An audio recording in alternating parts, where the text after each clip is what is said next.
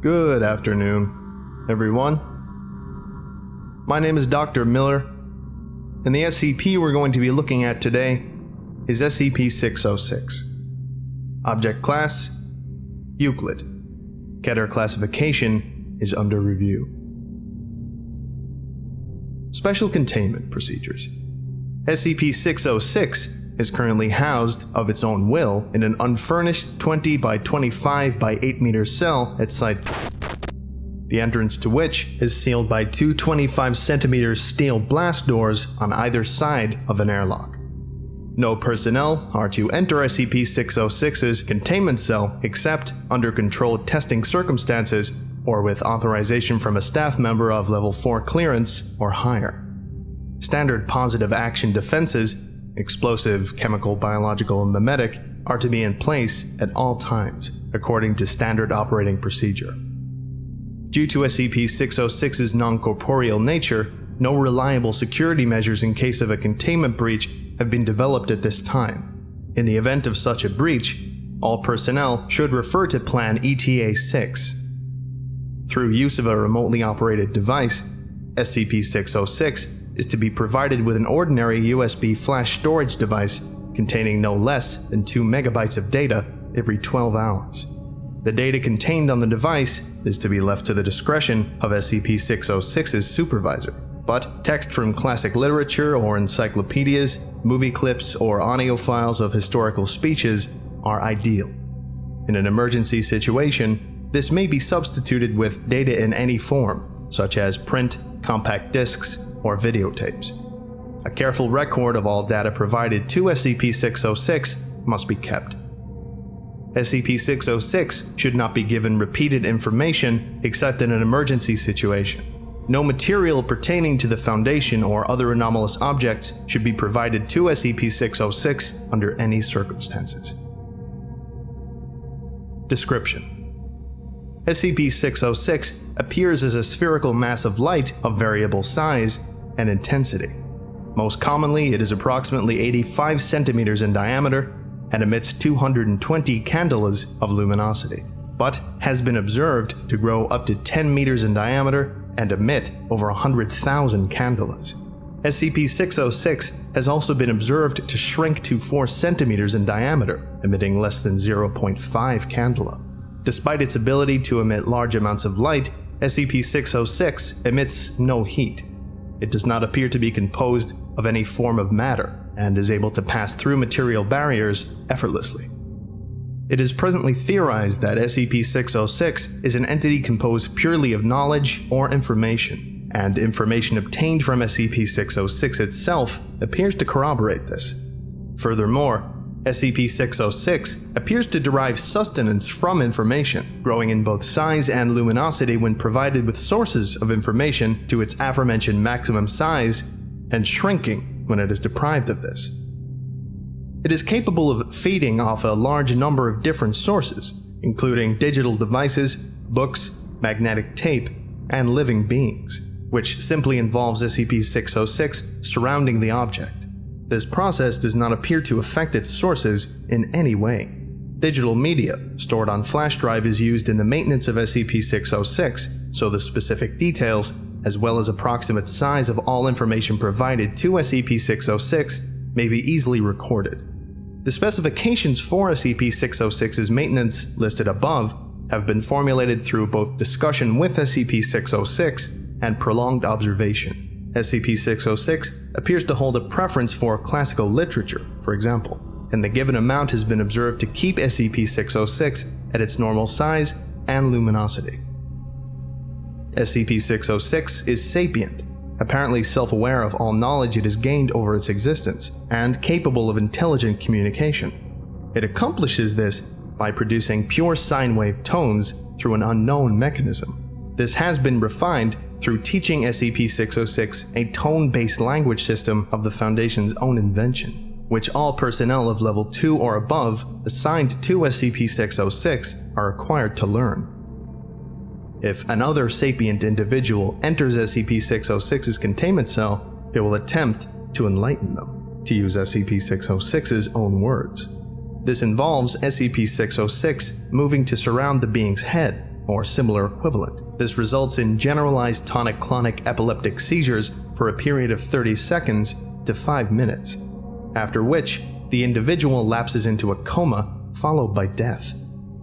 EEG monitoring of affected individuals during this process has shown a massive increase in activity of all brainwaves, particularly gamma and beta type waves. It is presently theorized that this is the result of SCP-606 attempting to transfer all the information it has gathered to the individual's brain through an unknown process, despite the normal human brain being unable to sustain the stress of such a procedure.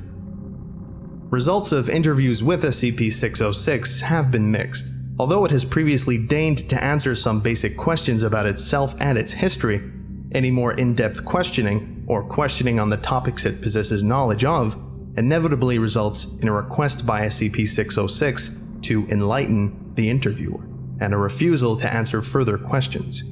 Requests made to SCP-606 to refrain from attempting to enlighten without permission have been partially complied with. SCP-606 no longer tries to enlighten every individual it comes into contact with, but it has still sporadically tried to perform the process without prompting. For this reason, access to SCP-606's cell is restricted. SCP-606 was discovered by the Foundation on June 11, 19 in France, after a rash of missing person reports was brought to the Foundation's attention. Personnel subsequently managed to lure SCP-606 into a transport vehicle and transfer it to its current facility by offering it D-Class personnel to enlighten. Once its non-corporeal nature was discovered, SCP-606 was asked why it did not attempt to evade capture. It replied that it wished to see what would occur. As SCP-606 is able to pass through all forms of matter, it presumably stays in Foundation custody of its own free will, perhaps due to the constant supply of information provided to it. Addendum 606-1. Complex communication with SCP-606 was made possible on February 4th, 2000, when Dr. and completed their work on the aforementioned tone-based language. Details of this language were transcribed onto normal writing paper and left in SCP-606's containment chamber. An excerpt from SCP-606's first interview follows, conducted from a secured monitoring room over microphone. SCP-606 is capable of understanding normal human speech, and thus Dr. commentary is in English. This is document 606-1, playing now. Can you understand me? Yes. How did you learn to do this? I listen. Could you tell us what you are? I am the teacher. Could you be more specific? I am the teacher. I am a purveyor of knowledge.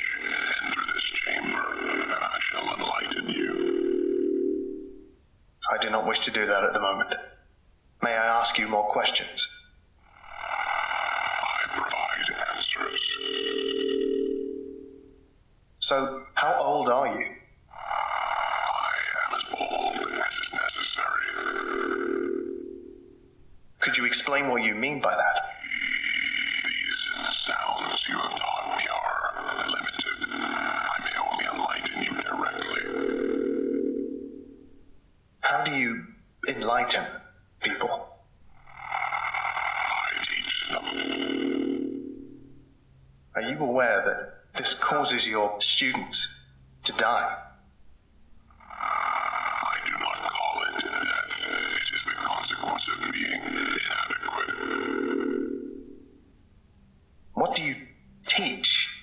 I teach all that I have learned. Do you know who I am? You are that which calls itself a human. Your fellows refer to you as Doctor. Do you know what a doctor is? It is your word for one who has been taught and teaches in your own fashion, at least. teach me through talking to me. I wish to enlighten you. If you do not wish to be enlightened, I have no use for you.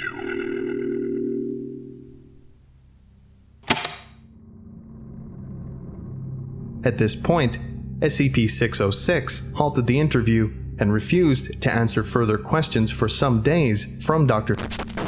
Subsequent interviews have gained little more information of significance on SCP-606 or the subject it claims to know about. Addendum 606-2. After reviewing the reports on 606, in particular Experiment 606, I'm becoming increasingly suspicious that the deaths of its students are not accidental. The possibility that it has some malevolent purpose, completely independent of its teaching, cannot be discounted. Yes, everybody says that it's just trying to teach people, but all we know is that it causes them to kneel over and die. No solid evidence for it actually being what we think it is has been uncovered. We don't even have any way of stopping this damn thing. Countermeasures research should be a top priority for Section in collaboration with the 606 staff group. A Keter upgrade must be taken into consideration. Dr. Major.